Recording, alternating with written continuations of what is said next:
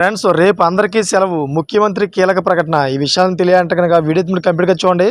అప్పుడే మీకు complete information ఏంటో అర్థమవుతుంది. అదేవిధంగా చాలామంది వీడియో చూస్తున్నారు కానీ లైక్ అని కామెంట్ చేయట్లేదు. లైక్ అని కామెంట్ చేయండి. లైక్ అని కామెంట్ చేయడం వల్ల ఈ ఇన్ఫర్మేషన్ మనం చాలామందికి తెలియజేసిన అవుతాం. రేపు ఎందుకు అందరికీ సెలవు, అసలు ముఖ్యమంత్రి ఏం ప్రకటన చేశారనే విషయాలు మనం ఈ వీడియోలో పూర్తిగా తెలుసుకుందాం. ఇంక లేట్ చేయకుండా వీడియోకి వెళ్ళిపోదాం.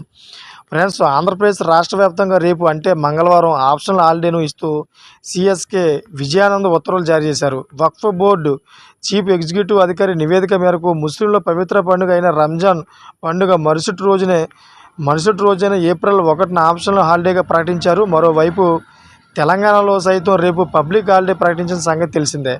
ఇక అటు రంజాన్ పండుగ సందర్భంగా ముస్లిం సోదరీమణులకు సీఎం చంద్రబాబు శుభాకాంక్షలు తెలిపారు.